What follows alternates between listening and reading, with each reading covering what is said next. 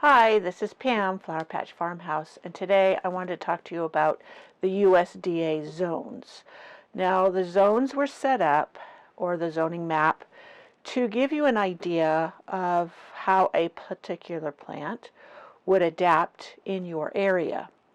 But they're not always the drop dead only factor you want to consider. And different zones in different parts of the country react differently. Now that came out wrong. Let me say that again. From like North Dakota east, where most of the land is flatter, etc., the USDA zones are pretty accurate as far as what will thrive there and what will do what plants. But when you get west of that, then the elevation, the mountains, the distance between the ocean and inland, all of those factors really change that. So yet USDA zones in the western part of the United States is really a little bit different. Now, why do I say that? For example, Seattle, Washington, and Tucson, Arizona are the same zone, Zone 8. But you can't grow the exact same things in both zones because of the differing factors. Elevation, the distance from the ocean. Like Seattle is right close to the ocean, so it has the effect there from the ocean. It's humid, it's rainier, and then you got Tucson, Arizona, which is drier and more arid, and so different plants will thrive or do better in both those areas, even though they're the same zone. I, for example, live in the mountains of California, Northern California, and I'm considered a Zone 8. But there are plants that will do so much better in Seattle than they will do here and down in Tucson, Arizona. So take zoning with a grain of salt if you live on the western half of the country.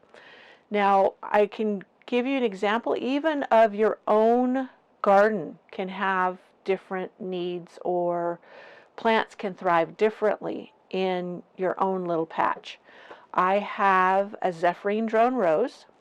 I had planted it in one area beside my cottage studio because it was supposed to be fine in a shadier area.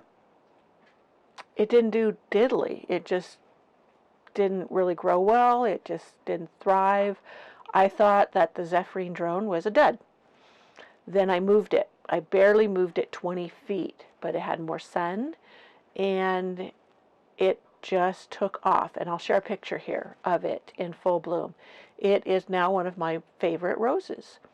In fact, I just did a video tutorial on how I prune and train it up a porch post because it climbs and blooms up along the eave of my wraparound porch. And it's really, really pretty. So that shows you that it comes down to, even in your own little garden, right plant, right place. So if maybe a plant isn't thriving in one spot in your garden, try a different one, and you may find that it does very well. I also am challenged because I live among tall conifer trees, pines, cedars, firs, and it takes a while for the sun to come up over those trees to, of course, shine on my garden. It takes time, even in the summer, for them to come up over those trees to shine on my garden. So it limits the amount of sunlight and therefore how warm my garden gets. Now, we also live in a neighborhood that's kind of on the downward slope of the mountain. We live close to a lake, and that has an effect on our climate. I have friends that live in a higher elevation by probably 1,000 feet. And in summer, they will be a lot warmer at night than I will be. Our temperatures will sink down to the upper 50s, which is really nice because you get a cool evening breeze. Well, they'll stay up in the 70s all night long and not get that cool refreshment. And that's because of the difference of where we live on the mountain. So you have to take much more into account than just what garden zone you live in.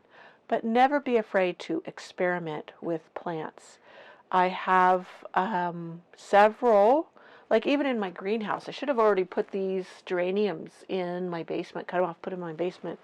And we had a pretty cold end of the fall where we had 3 feet of snow. We had freezing 20-degree nights. And now it's warmed up. This is January 3rd. And today it's going to be probably 50 or higher degrees. At night it's only been getting down into the 30s. So that's been pretty mild for here.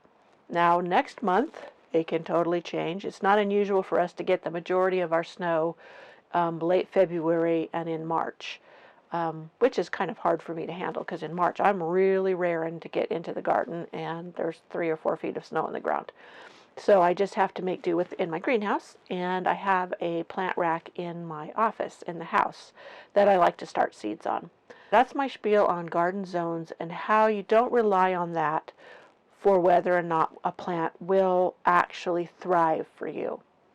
Take into account many other factors of your garden, maybe how much rain you get, how much snow you get, because snow can insulate especially perennials that might not live in the same zone that didn't get snow because they didn't have the insulating factor of the snow on top of the plant.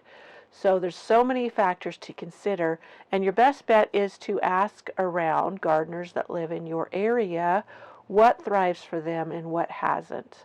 And then you can make a better educated decision on planting in your area.